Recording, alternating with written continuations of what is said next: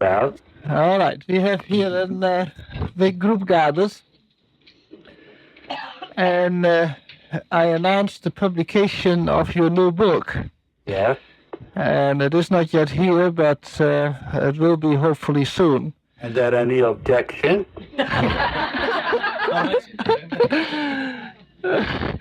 Well, there are two comments. I announced it apparently with some enthusiasm because somebody started asking when will the film version be out. We'll submit it to Hollywood. Bob Lazalera asked that, and he volunteered to take the role of the unenlightened man.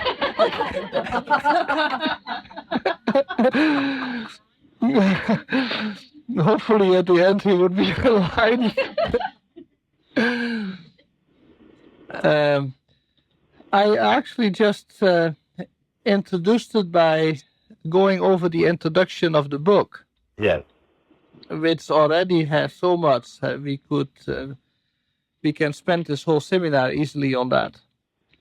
All right. Let me just. There's no sex and no violence in this book.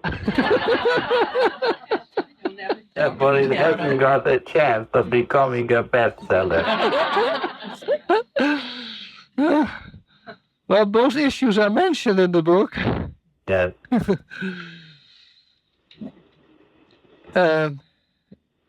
What we basically presented here was, according to the introduction, you actually present two different perspectives. One is the perspective of the enlightened man, and one is the perspective of the unenlightened man. Yes. And I read from the introduction what both perspectives are. Yes. So let me just leave it at that. We have discussed it this morning, and I'm sure there are a number of questions coming out of that we can now explore. Yes. Who wants to start?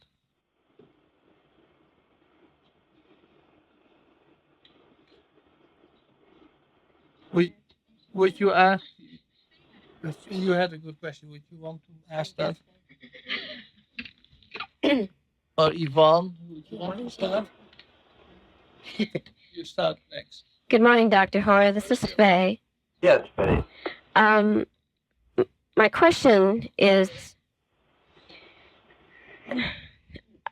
in the first paragraph that Jan presented this morning, so we are all dreaming that we are physical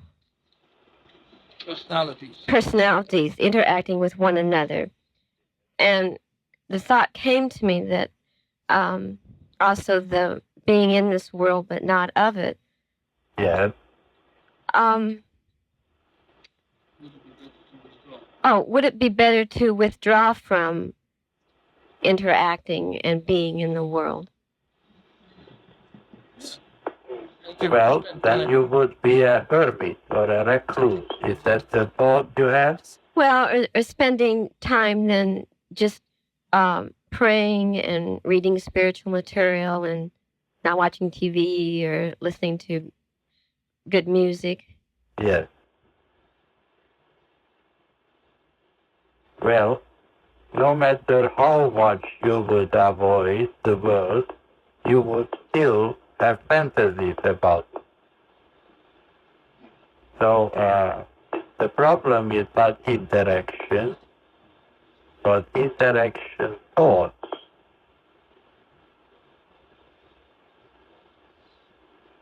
If one were to become a hermit or a recluse and avoid contact with people, one would still be able to entertain interaction fantasy.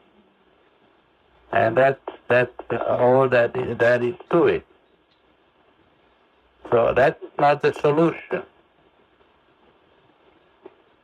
We are in this world, but not of it. In this world there are tribulations, but we have to overcome the world. How do we overcome the world, Faye? Are you strong enough to overcome the world? Yes. How do you propose to overcome the world? To keep my attention on spiritual values and on God. Yes, we speak of transcendence. We transcend the cares of the world. And in prayer, we seek to behold reality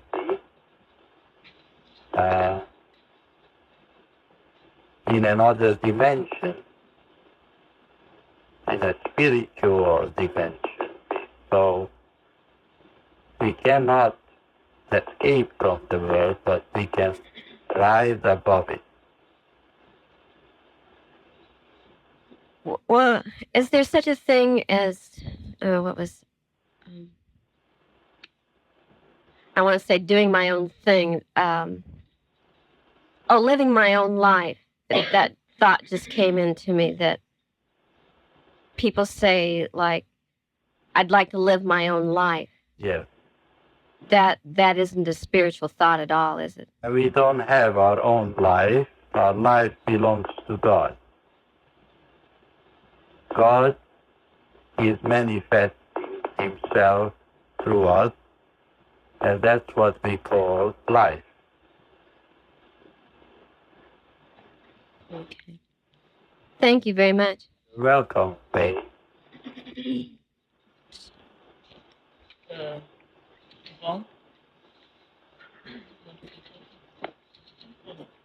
Good morning, Dr. Hora. This is Yvonne. Hello, Ivan. My question is, being to overcome the world and not be of it. As I was talking to Jan, as I've been a nurse most of my life, and for 15 years, I've been able to care for people easily in the most critical situations. And lately, I have been getting sick more. And so the good of compassion, I can understand how compassion is transcending that. I can understand how I could be an observer of someone that is very sick and involved in their own drama, as that is a high state. Then is empathy, or I'm taking on, some of these sicknesses now, and I didn't before. Right. You see, Ivan, when very previously your approach was scientific, you probably were interested in being a professional. And lately you have deteriorated into becoming human.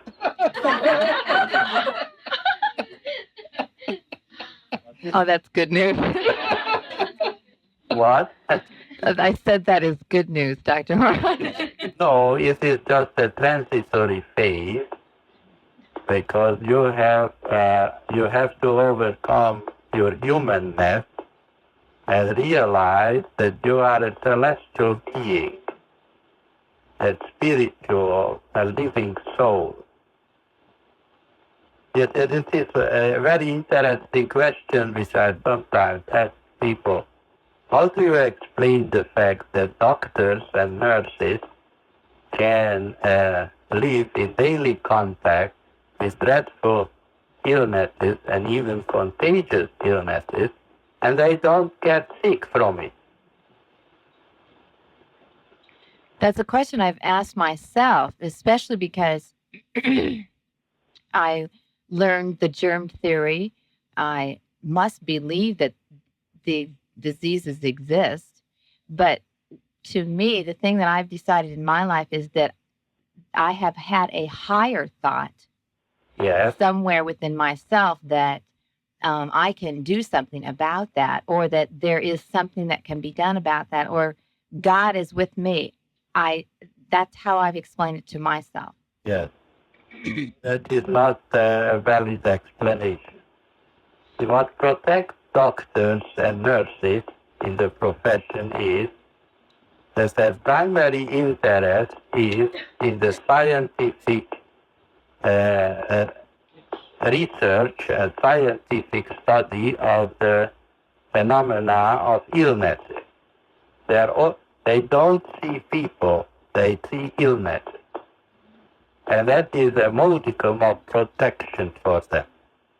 But heaven forbid that they would become human.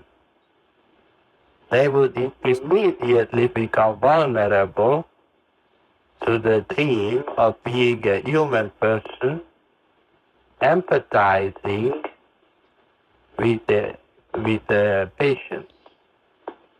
Now, what makes for contagion? You see, as long as you are a scientist, you are not in danger of contagion. Not even in a leper colony or anywhere else. You are immune because you are not there as a human being. You are there as a clinical investigator of certain scientific data. So you are not participating in the situation on a human level. The great danger arises when you begin to feel that you are a human person and you are sympathizing and empathizing with the patient as human beings.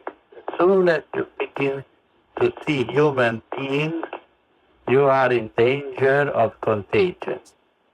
How can we explain that?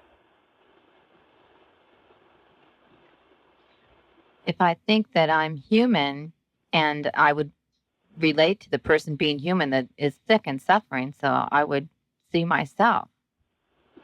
That's right. You see, the human beings have one great weakness, which makes them susceptible to contagion. What is this great weakness?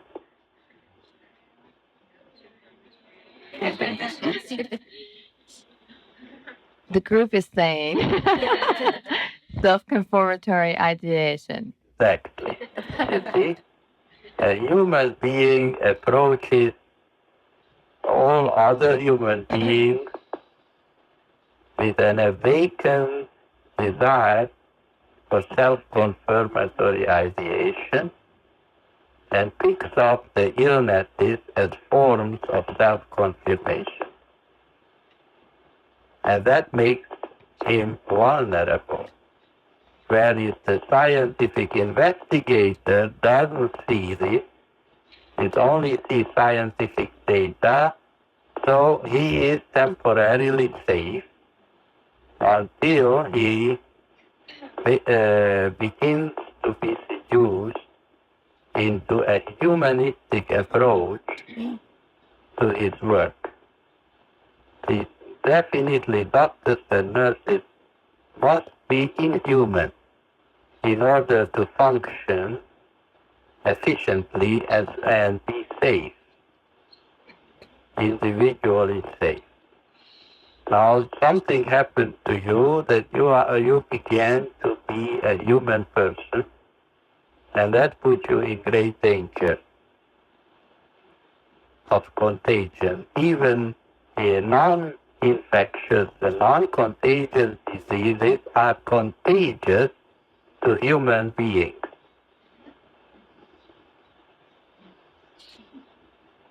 Yes, I see that. So in order to be safe, one has to transcend one's humanness. What would it mean to transcend our humanness? Well, from the introduction to your book, that would be to awake from this dream and to be able to observe the dream. Right, and to lose interest in self-confirmatory ideation. And then we gain true immunity. from these vibes which human beings emit towards each other continually. So as long as there are traces and inclinations towards self-confirmatory ideation, we are in danger of being seduced, provoked, and intimidated by vibes which are in the mental climate wherever human beings work together or live together or try to help each other.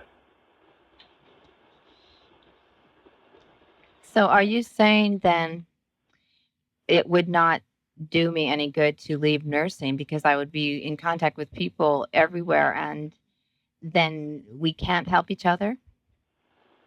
Well, in order to, whether it is nursing or social work or psychotherapy or the interior decoration or whatever, to be safe in life, one has to be able to transcend the human dream. You see, being human is a dream. Essentially, it is a self-confirmatory, interactive dream where everyone suffers. Have you been to a New Year's Eve party or a Christmas party this year? Yes. Have you noticed something? Yes. Most people have some unpleasant after effect when they participate in some family gatherings or parties. It's called a hangover. Even if you don't drink, you can have a hangover. And it comes from this tendency to jointly participate in the dream of life as interaction and self-confirmation.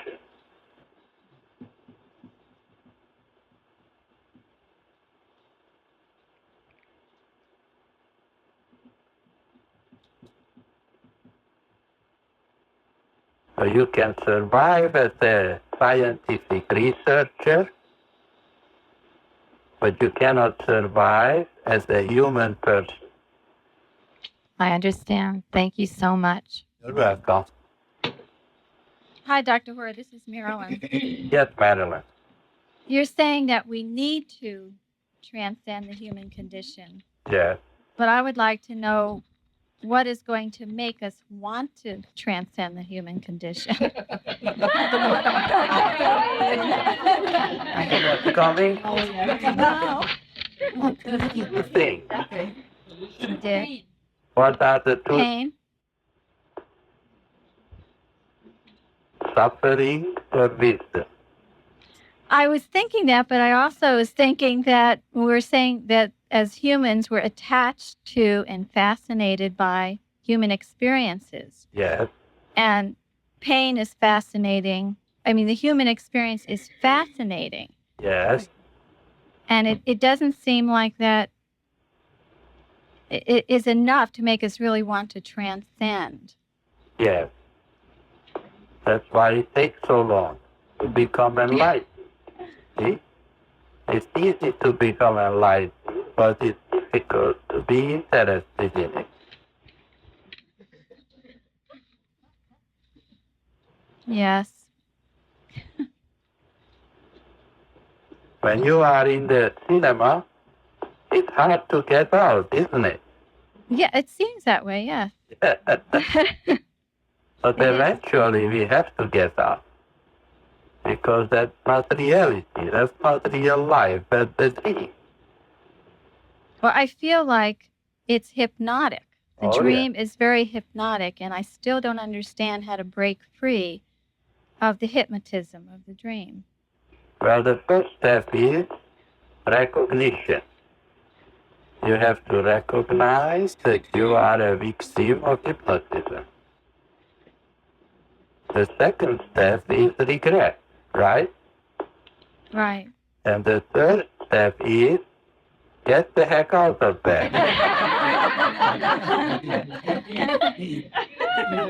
Right. And if there's enough regret, yes. Thank you, Dr. Hora. Welcome. Dr. Hora, this is John. Oh, yes. I have a question about the discussion on withdrawing from the world. Yes. Often it comes up, I've noticed among students of metapsychiatry, the fantasy of living in a convent or a monastery or somehow retreating from the world. Yes. And I'd like to ask the meaning of that particular fantasy, and also I would like to ask for clarification of the monastic life as spiritual students live it. Yes. How it's different from the fantasy of going away to live in a convent and the usual fantasy. Yes. Well, the term monastic life is generally misinterpreted as isolation and avoidance of contact with people. Of course, that's not what its original meaning is. Monasticism means that we see life in the context of God, of one God. And this is our perspective on reality. That's the monastic outlook on life. And that is the only valid outlook on life. Now, joining a monastery or a convent or retreating from the world, as I mentioned to Faye, that's not the solution. And interesting that many people think of that, it would be so easy if I only would avoid contact with people. That is called schizoism.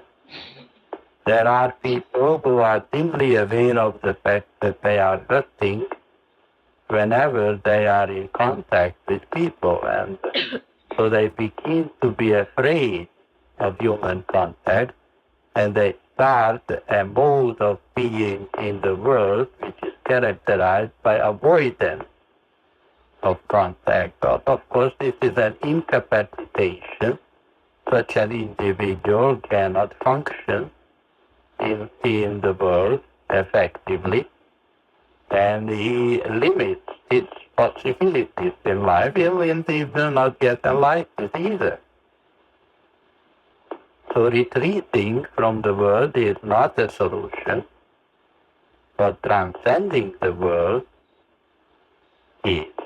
And method psychiatry is showing the practical way that the world can be transcended effectively, and our health and freedom can increase thereby, and we can function in this complex world very efficiently and effortlessly and effectively, right?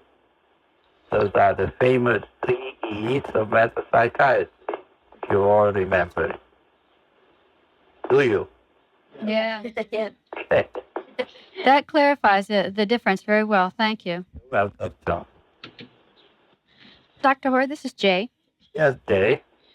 When you were speaking of the cinema with Marilyn and talking about getting up and get the heck out of there, Yeah. the thought that came to my mind is I always want to see it to the end. Yes, of course. Jan's happy ending. Yeah, you want to improve a dream. Is that it? Yes. See, in the human world, everybody is trying to improve the dream. So wanting to stick it out, or essentially that's my thought, wanting to stick through this and see it to the end is just thinking the dream's going to get better. That's right. Okay. happens when someone gets sick. How's that? When someone is sick, he wants relief. Oh, That is his healing, yeah. but just finding relief. And hoping that this bad dream could be changed into a good dream. Mm-hmm.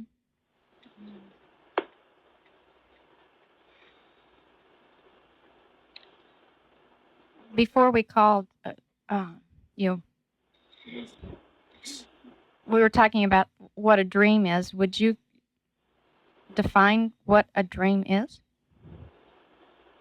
Well, a dream is an imaginary life.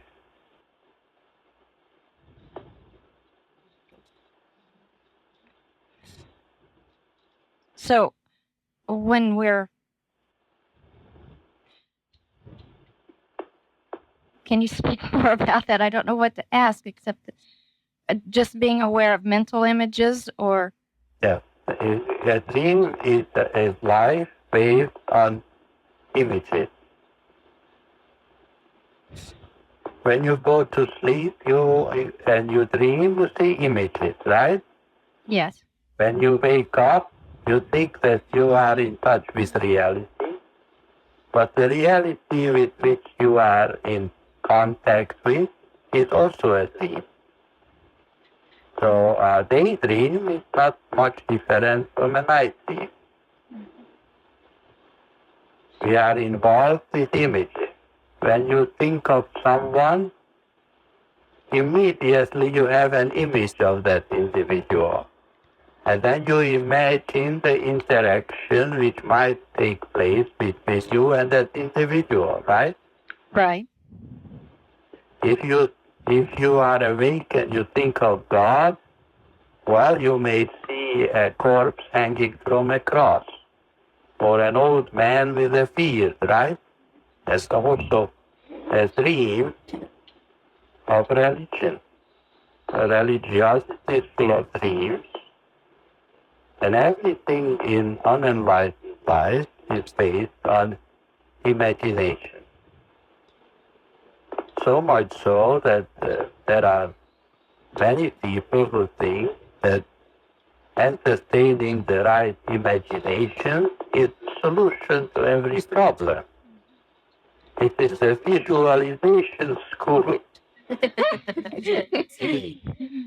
Human life is a visualization school. You could say that.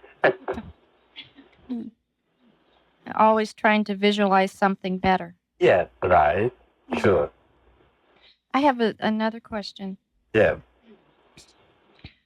And speaking of wanting to avoid a certain situation where interaction is taking place, specifically, there's a time when after church we go out to lunch with a certain group of people, and many times I say, I'm not going to go. And so that's a wanting to avoid that situation and that interaction. And I always go anyway. And then I hate myself afterwards for going. So what's needed to face the real issue there? And because I knew if I stayed home, I'd be dreaming about what I was missing. And it would just be interaction then. Yeah. Can you help me with this? Yeah. Well, you must either go or not go. I'll stand in the parking lot. What's needed? Well, you have to wake up even if everyone around you is dreaming. You can still be awake. Awake thou that sleepest, arise from the dead, and Christ shall give thee light. What does that mean?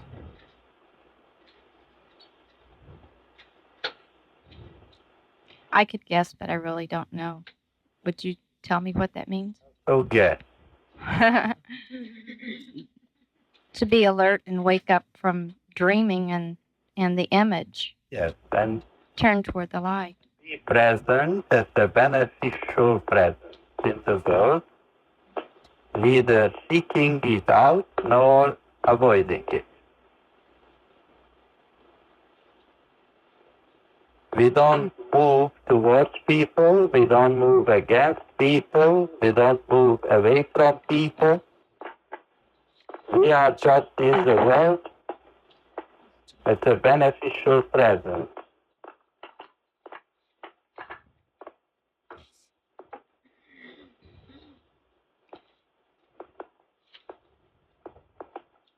I find a lot of my thoughts are in that form of doing or not doing or moving away. And all of this is what needs to be faced and live in the light as a beneficial presence then. Right? Sure. Sure. So is that operationalism? The life of a human image? Presence is a quality. A beneficent person is an operator. Another private session. Is the quality of being. A beneficent person is an operator. Okay. Thank you, Dr. Hora. Welcome, Jay. Hello, Dr. Hora. It's Vera. Yes, Vera.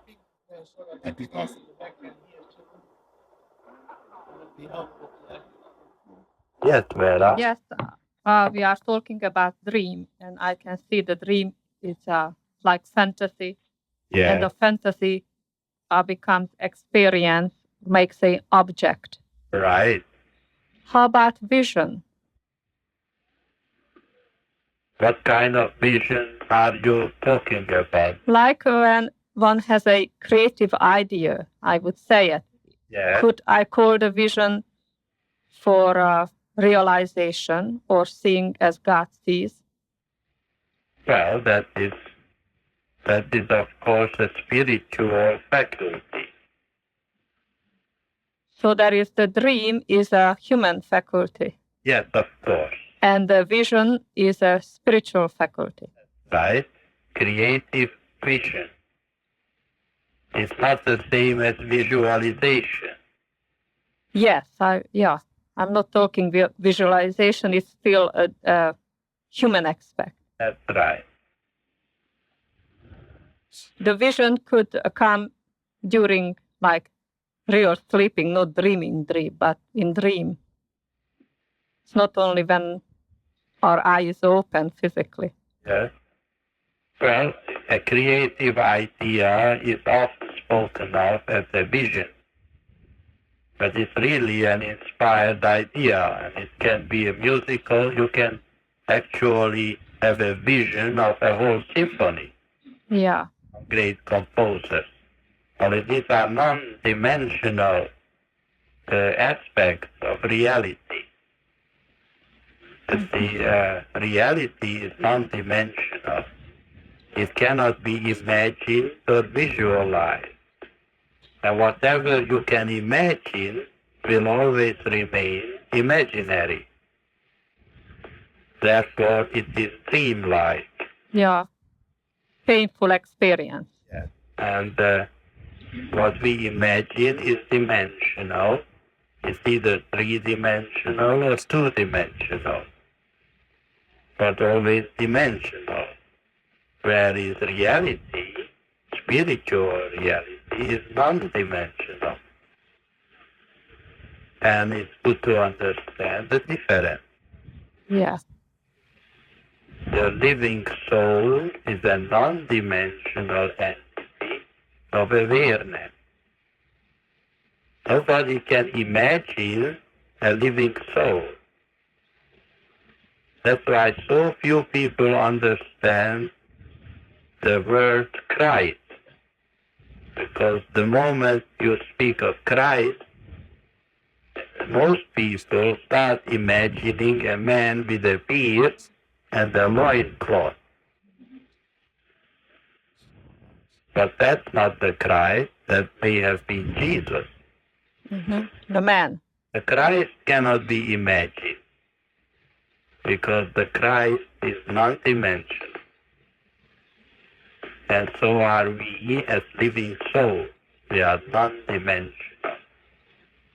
And no time and no space. That's correct. That's why the vision could take place even during sleep or when we are up.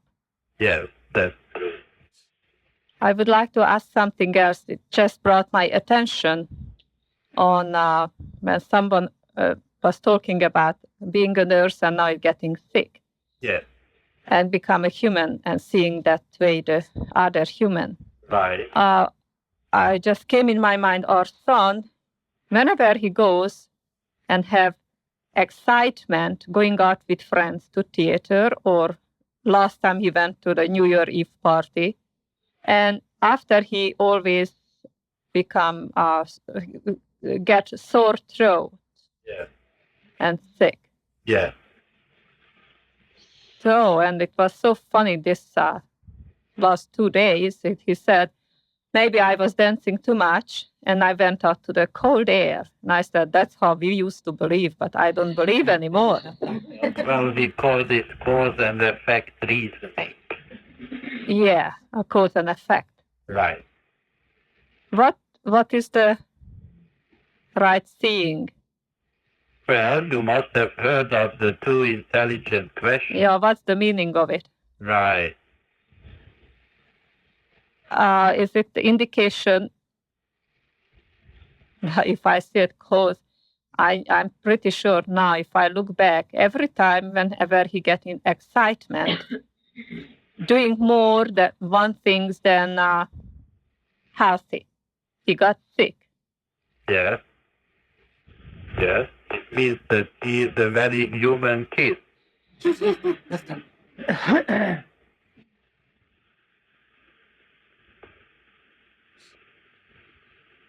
Imagine that. Imagine that. Beg your pardon? Jan said, imagine that. Yes. So he has to become, and I have to become to see him is not a human being. But then he cannot do this human stuff either. Troublesome. Excuse me? The human stuff is very troublesome. Yeah.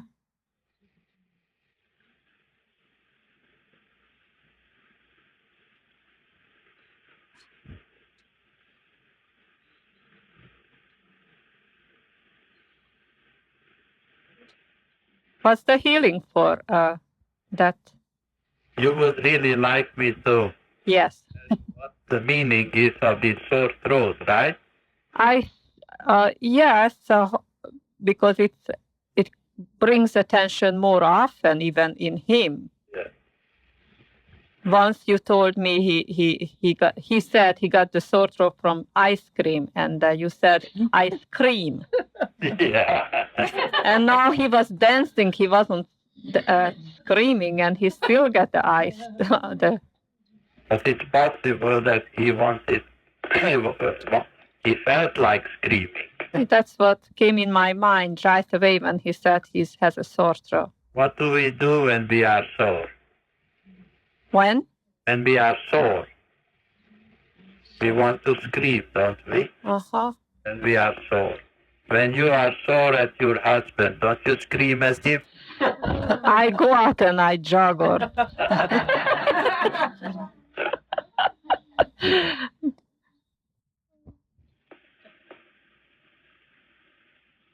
What would make him scream? What would make you scream? Yes. You're asking too many questions. Okay.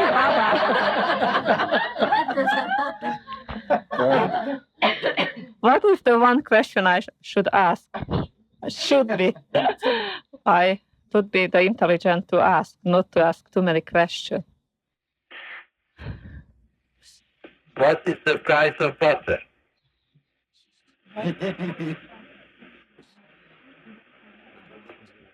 Yes, but That's an intelligent question. yes. Okay. Thank you. You're welcome.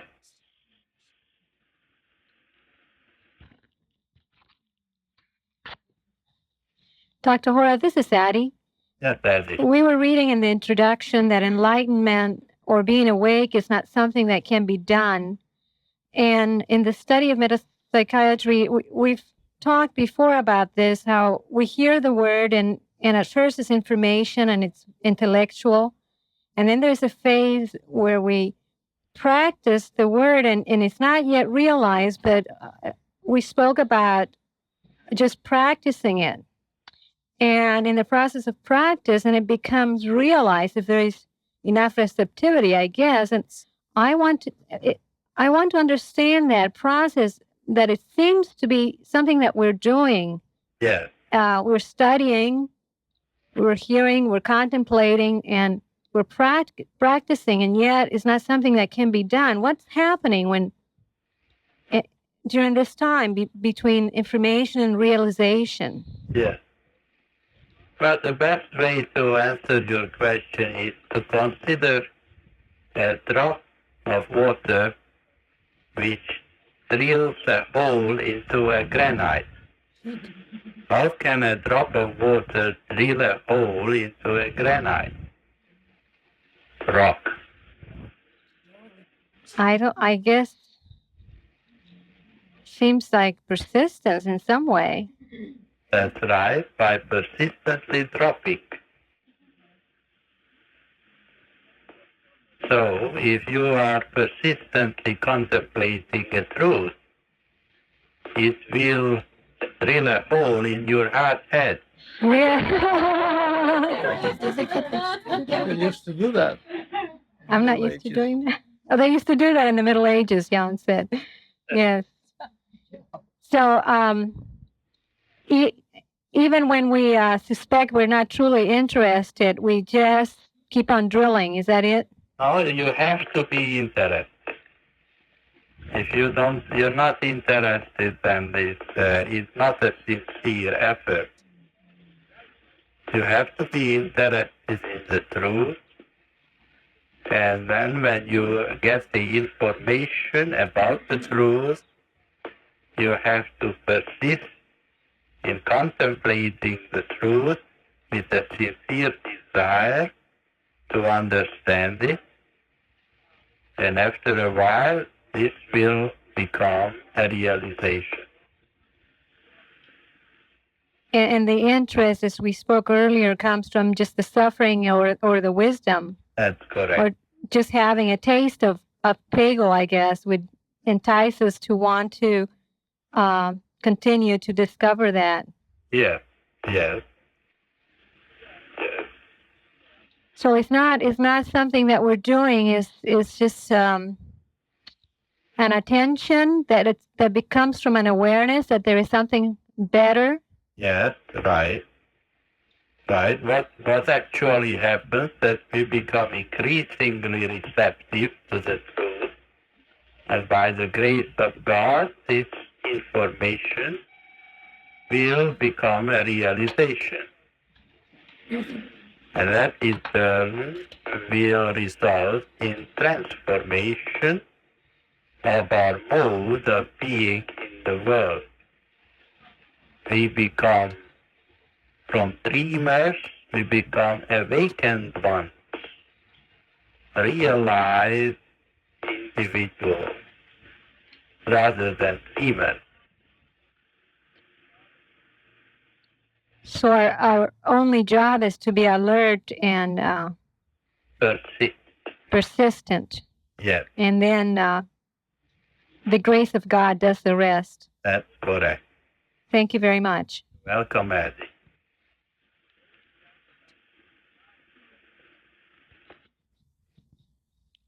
This is Faye, Dr. Hora. Yes, Faye. I've been reading your paper on vibes. Yes. And I was just thinking about, like, sometimes I'll wake up in the morning and I feel good. And my sister and I live together. And I'll go out and maybe she'll be up and I feel like she's angry or something. Yeah. We've kind of talked about this before, picking up each other's vibes.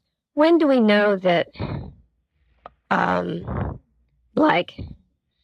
blaming it on her, but maybe it was my own thoughts that started what feels like anger or depression or something like that? Yeah. Well, the moment you lose your joy, You are under the influence of some hypnotic vibes.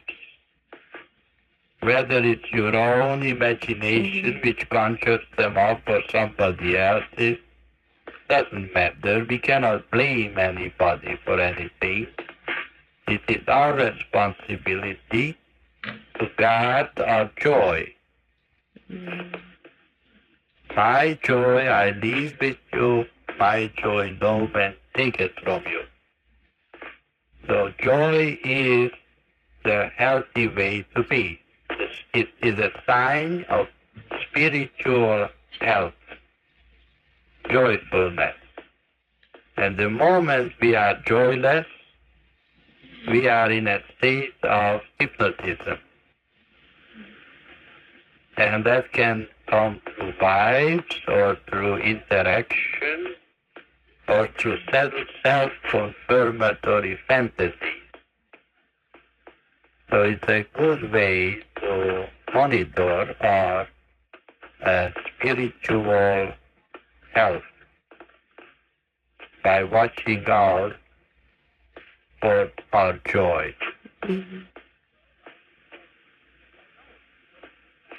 Let your joy never be precarious. Let nobody rob you of your joy.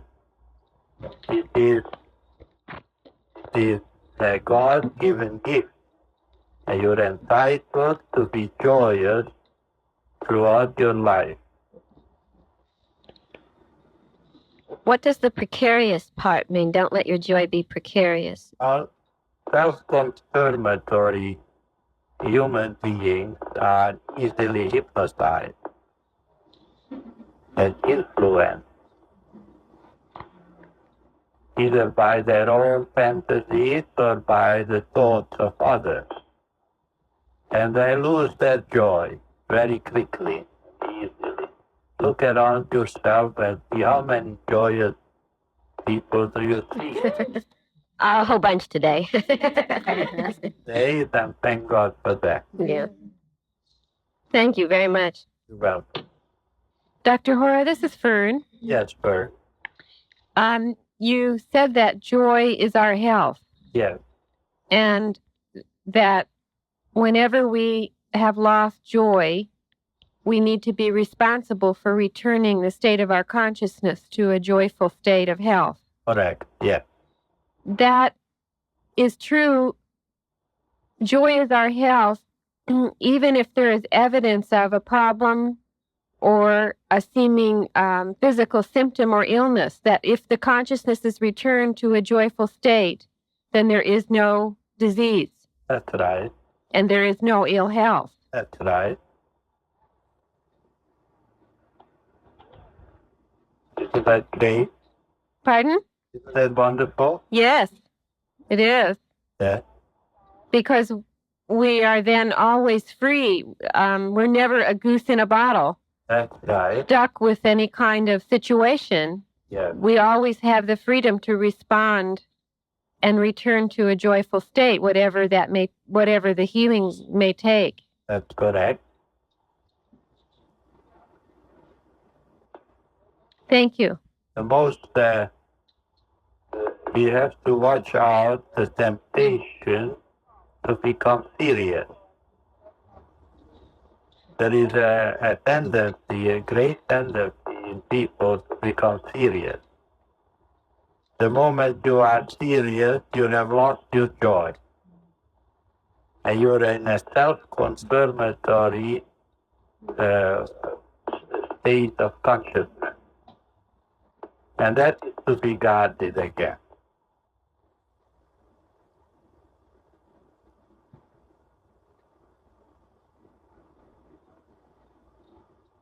Let not your heart be troubled, neither let your mind become serious.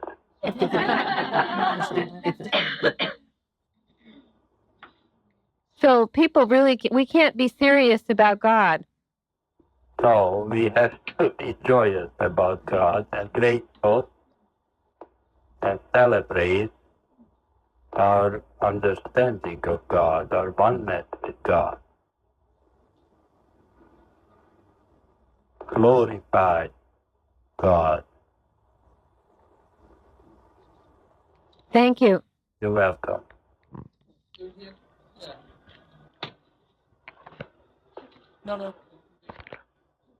Good afternoon, Dr. Hora. This is Richard. Yes, Richard. During the state of sleep, many times I'm aware of myself or something being the observer of a dream, more times than when my eyes are open, that is. And this observer, I go back to the original flyer that was sent out for this meeting today, and there's a statement here that the dreamer of these dreams is itself a dream. Yeah. I don't understand that. The dreamer is a dream. Who is the dreamer? Is the observer the dreamer? Could you expound on that? The dreamer and the dream are one.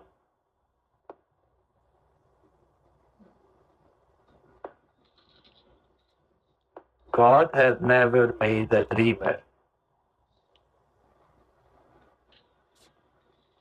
The dream makes the dreamer. Sin makes the sinner. Ignorance makes the ignorant one. God has never created such people.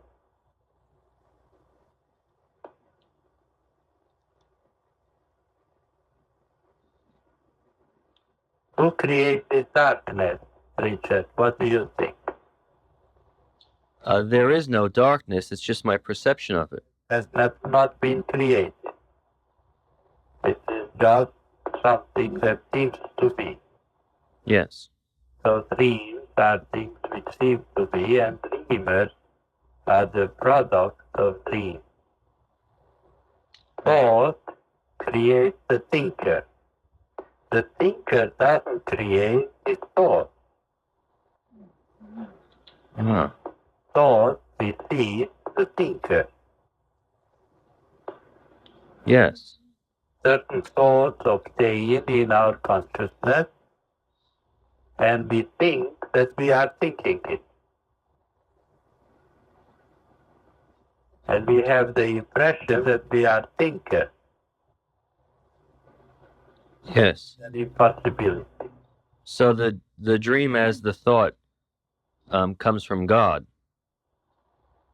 What did you say? The dream? The dream as does a thought originates from outside of myself. Of the sea of mental garbage.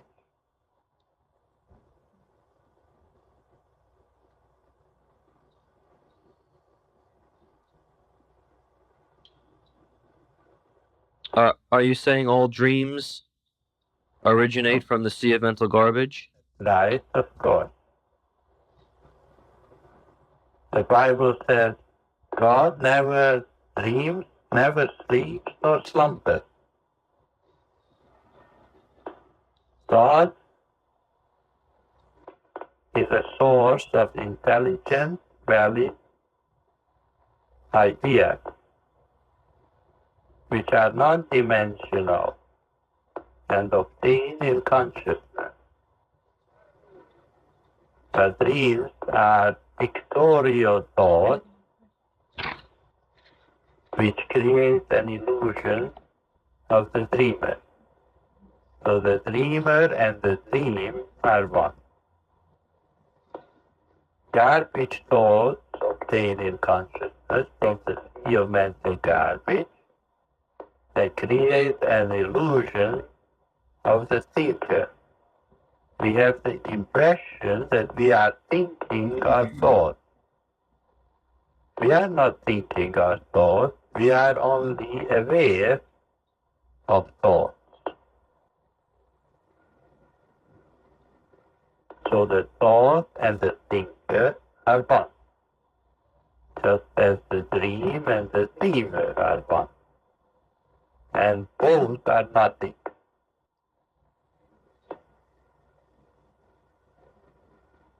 Nothing that seems to be something. And of great importance to the unenlightened human consciousness. Yes, I see how one could get wrapped up in dreams and what one perceives to be reality. That's right. That's why the book is devoted to the issue of progressing beyond the dream into reality.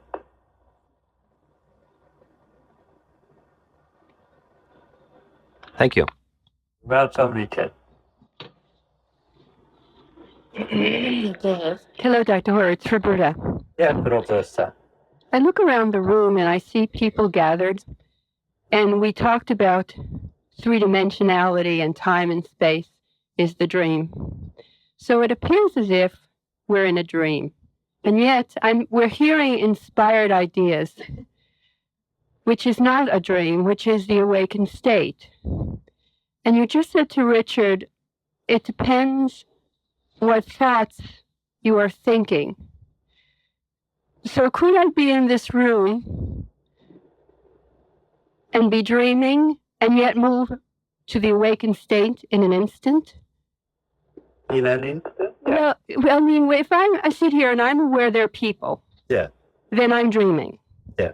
But when I listen to what is being said, Yeah. and it becomes real, What becomes real? the thought, a thought, an inspired thought, Of what you are hearing. yes, then at that instant I am awake.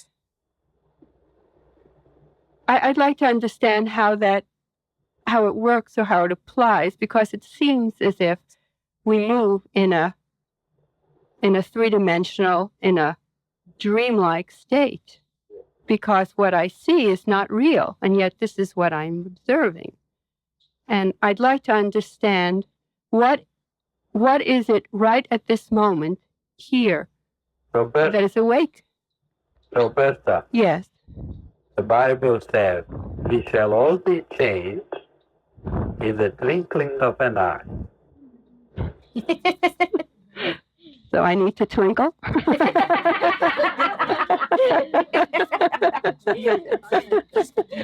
Every moment, Uh-huh. a little bit of understanding reaches your consciousness. Uh-huh. For that moment, you are awake. And if you would like to be awake for a little longer, Yes. then contemplate Mm. perfect loss. Mm-hmm. The moment you are able to be perfectly loving, Mm-hmm. you are awake. And at any instant when the truth of God reaches your consciousness, in that moment you are awake. The next moment you can be dreaming again. Mm-hmm. We get glimpses of reality, and hopefully eventually we can dwell in this reality longer and longer until we become habituated in it. And then we are dwelling in the secret place of the Most High, the land of PAGL. So that's the way, even at night, you can wake up for an instant and immediately go back asleep, right? Yes, it has. So that happens at these conferences too. And hopefully you grow to like the moments of wakefulness. And then will increase more and more. Thank you very much. Welcome. Well, thank you very much, Dr. Hora. Welcome, John. Bye, everyone. Bye-bye. Bye.